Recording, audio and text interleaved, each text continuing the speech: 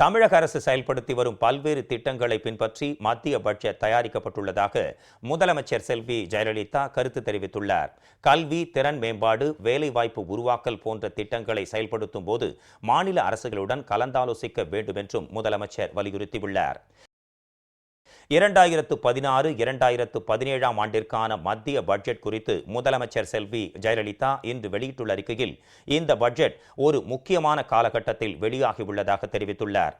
உலகில் மிக வேகமாக பொருளாதார வளர்ச்சி அடைந்து வரும் இந்தியாவில் வளர்ச்சி விகிதமானது வேலைவாய்ப்புகளிலும் நல்வாழ்வு திட்டங்களிலும் விரும்பத்தக்க அளவு பிரதிபலிக்கவில்லை.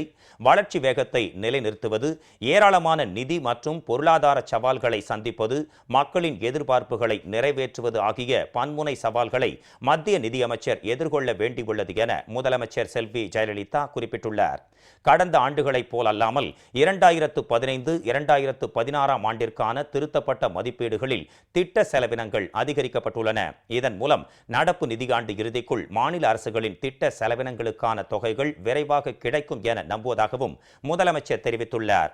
திட்டம் மற்றும் திட்டம் சாரா இனங்கள் என தனியாக பிரிப்பதை கைவிட வேண்டும் என தாம் தொடர்ந்து கூறி வந்த யோசனையை மத்திய நிதியமைச்சர் ஏற்றிருப்பது மகிழ்ச்சி அளிப்பதாகவும், அதன்படி 2017-18 ஆண்டு முதல் இந்த பிரிவினை கைவிடப்பட்டு அதற்கு பதில் வருவாய் மற்றும் மூலதன ஒதுக்கீடுகள் குறித்து கவனம் செலுத்தப்படும் என குறிப்பிடப்பட்டுள்ளது.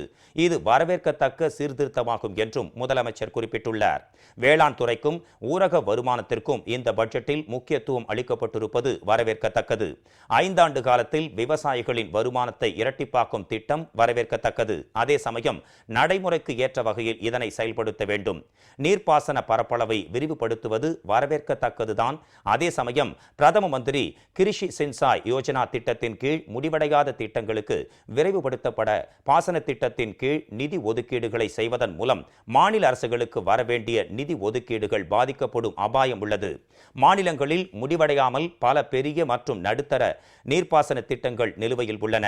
தமிழ்நாடு போன்ற மாநிலங்களில் ஏற்கனவே நதி மற்றும் ஏரி போன்ற மேற்பரப்பு பாசன ஆதாரங்கள் அநேகமாக முற்றிலுமாக பயன்படுத்தப்பட்ட நிலையில் இந்த திட்டத்தால் தமிழகம் போன்ற மாநிலங்களுக்கு சேர வேண்டிய நிதி கிடைக்காமல் போய்விடும் என்றும் முதலமைச்சர் கவலை தெரிவித்துள்ளார். சொட்டு நீர் பாசனம், நுண்ணீர் பாசனம் ஆகியவற்றிற்கு அதிக ஊக்கம் அளிப்பதன் மூலம் நீர் பயன்பாட்டு முறையில் திறமையை அதிகரிக்கலாம். மத்திய பட்ஜெட்டில் மண்வள திட்ட விரிவாக்கம் மற்றும் விவசாயிகளுக்கு அடையாள அட்டை வழங்கும் திட்டம் ஆகியவை விரிவுபடுத்தப்படும் என்று தெரிவிக்கப்பட்டுள்ளது. தமிழ்நாட்டில் ஏற்கனவே மண்வள அட்டை வழங்கும் திட்டம் செயல்படுத்தப்பட்டு வருகிறது. தற்போது மத்திய அரசும் இதனை அங்கீகரித்துள்ளது. பிரதமரின் பயிர் காப்பீட்டு திட்டம் வரவேற்கத்தக்க முயற்சி என்ற போதிலும் இதற்கு 5500 கோடி ரூபாய் மட்டுமே ஒதுக்கீடு செய்திருப்பது போதுமானது அல்ல என்றும் முதலமைச்சர் குறிப்பிட்டுள்ளார். உணவு, உரம் ஆகியவற்றிற்கு மானியத் தொகையை பணமாக தராமல் நேரடியாக வங்கிக் கணக்கில் செலுத்தும் முறையை தாம் தொடர்ந்து எதிர்த்து வந்துள்ளதாகவும், இந்த பொருட்கள் உரியவர்களுக்கு கிடைப்பதுதான் முக்கியமே தவிர மானியத் தொகையில் சிக்கனம் செய்வது அல்ல என்றும் முதலமைச்சர் செல்வி ஜெயலலிதா தெரிவித்துள்ளார். பிரதமரின் கிராம சாலைகள் திட்டத்தின் கீழ் ஒதுக்கீடு அதிகரிக்கப்பட்டுள்ளது.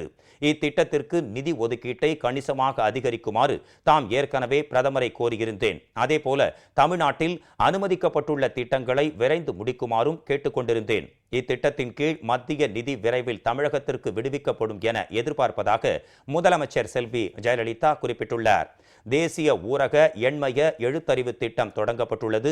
தமிழ்நாட்டில் ஏற்கனவே அரசு மற்றும் அரசு உதவி பெறும் பள்ளி மற்றும் கல்லூரி மாணவர்களுக்கு விலையில்லாமல் மடிக்கணினிகள் வழங்கும் திட்டம் தொடங்கப்பட்டு செயல்படுத்தப்பட்டு வருகிறது.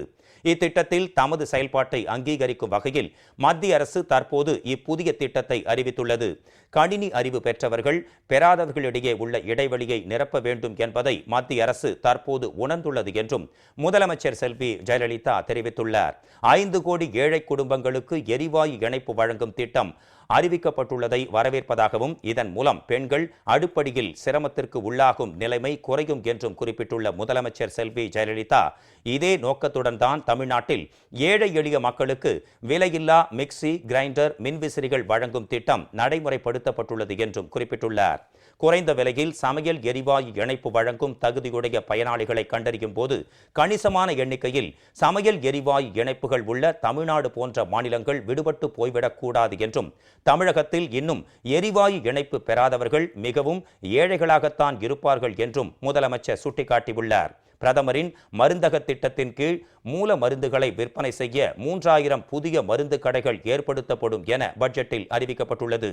இது தமது அரசால் தொடங்கப்பட்டுள்ள அம்மா மருந்தக திட்டத்தை போன்றதே ஆகும் என்றும் முதலமைச்சர் சுட்டிக்காட்டியுள்ளார். மருத்துவமனையில் சேர்க்க வேண்டிய ஏழை குடும்பங்களுக்கு புதிய மருத்துவ பாதுகாப்பு திட்டம் தொடங்கப்பட்டுள்ளது வரவேற்கத்தக்கது. இந்த திட்டம் முதலமைச்சரின் விரிவான மருத்துவ காப்பீட்டு திட்டத்தை போன்றதே ஆகும். இத்திட்டத்தை தமிழகத்தில் தாம் கடந்த 2011ஆம் ஆண்டு தொடங்கி வைத்ததாகவும் முதலமைச்சர் தெரிவித்துள்ளார். மத்திய அரசின் புதிய திட்டம் தமிழ்நாட்டின் மருத்துவ காப்பீட்டு திட்டத்துடன் இணைந்து செயல்பட வேண்டும் என்றும் முதலமைச்சர் கோரியுள்ளார். இதன் மூலம் மத்திய திட்டம் தமிழ்நாட்டில் சுமூகமாக நடைமுறைப்படுத்தப்படுவதுடன் இரு திட்டங்களும் ஒன்றையொன்று பாதிக்காத வகையிலும் நிர்வாக சுமை அதிகரிக்காத வகையிலும் செயல்பட வழிவகை செய்யும் என்றும் முதலமைச்சர் செல்வி ஜெயலலிதா தெரிவித்துள்ளார். கல்வி, திறன் மேம்பாடு, வேலைவாய்ப்பு உருவாக்குதல் ஆகிய துறைகளில் மத்திய பட்ஜெட்டில் பல்வேறு திட்டங்கள் அறிவிக்கப்பட்டிருப்பதற்கு முதலமைச்சர் செல்வி ஜெயலலிதா வரவேற்பு தெரிவித்துள்ளார். இத்திட்டங்களை வடிவமைத்து செயல்படுத்தும் போது மத்திய அரசு மாநில அரசுகளுடன் கலந்தாலோசிக்க வேண்டும் என்று முதலமைச்சர் வலியுறுத்தியுள்ளார். தேசிய இடைநிலை கல்வி திட்டத்திற்கு 3700 கோடி ரூபாய் மட்டுமே ஒதுக்கப்பட்டிருப்பது போதுமானது அல்ல என்றும் முதலமைச்சர் செல்வி ஜெயலலிதா குறிப்பிட்டுள்ளார்.